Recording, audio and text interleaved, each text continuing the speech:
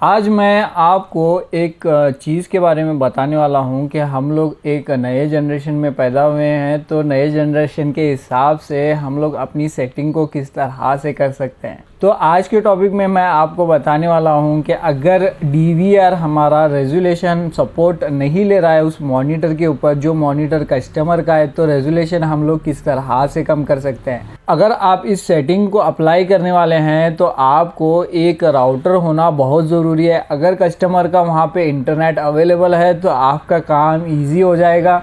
अगर वहाँ पे इंटरनेट अवेलेबल नहीं है तो आपको एक राउटर DVR के पीछे लगाना पड़ेगा। अगर आपके पास में राउटर अवेलेबल नहीं है तो इस वीडियो को पूरा देखिए, क्या पता आपको ये वीडियो आगे आने वाले दिनों में बहुत सी नॉलेज दे दे। नया DVR इंस्टॉल करके हमें पता लग रहा है कि DVR का इनपुट रेजोल्यूशन सपोर्ट नहीं हो रहा है उस मॉनिटर को, तो हम लोग किस तरह से सेटिंग करेंगे। सबसे पहले उस DVR के पीछे हमें उस राउटर को कनेक्ट करना पड़ेगा। तो मैं आपको सेटिंग मोबाइल के अंदर दिखाने वाला हूँ। तो मेरे पास में वहाँ पर एंड्रॉयड टैब अवेलेबल है, तो आपके पास में वहाँ पे मोबाइल अवेलेबल रहेगा, तो सिंपल में तो आप उससे ही सेटिंग करिए। जब मैं आपको टैब की स्क्रीन के ऊपर दिखाऊंगा तो आपको प्रॉपरली पता लगेगा कि मैंने किस सेटिंग को अप्लाई किया है, किस ऑप्शन को ऑन किया है। तो सिंपल में आ जाते हैं एंड्रॉयड टैब के ऊपर। आपके पास में मोबाइल अवेलेबल है तो सिंपल में मोबाइल ओपन कर लीजिए। जैसे हम लोग मोबाइल ओपन कर लेते हैं, हमारे राउटर को कनेक्ट कर देंगे। हमारे राउटर को कनेक्ट करने के बाद में हिक कनेक्ट एप्लीकेशन के अंदर जाते हैं। हिक कनेक्ट एप्लीकेशन के अंदर जाने के बाद सिंपल राइट के पास में प्लस आइकॉन दिख रहा है, यहाँ पे प्लस आइकॉन को सिलेक्ट करने के बाद में ऑनलाइन डिवाइस में चले जाएंगे। हमें DVR के पीछे मॉडल नंबर चेक कर लेना है कि हमारे DVR या NVR का मॉडल नंबर क्या था। तो चेक करने के बाद में सिंपल उसको यहाँ पर देख लेना है कि मॉडल नंबर हमारा क्या शो हो रहा है। तो सिंपल में मॉडल नंबर जो शो हो रहा है उसकी जो IP शो हो रही है 192.168.1.18 शो हो रही थी। तो हमें अपना क्रोम ब्राउज़र ओपन कर लेना है। क्रोम ब्राउज़र ओपन करके वहाँ पे IP को इनपुट कर देना है जो वहाँ पर हमें शो हो रही थी 192.168.1.18 शो हो रही थी। सिंपल में इस IP को यहाँ पर डालने के बाद हमें यहाँ से सर्च कर लेना है। यहाँ पर हमें DVR का एक पासवर्ड क्रिएट करना है। तो यहाँ पर एडमिन 123 कर लेता हूँ मैं इसको बड़े अक्षर में, क्योंकि ये NVR है मैं जो आपको दिखा रहा हूँ।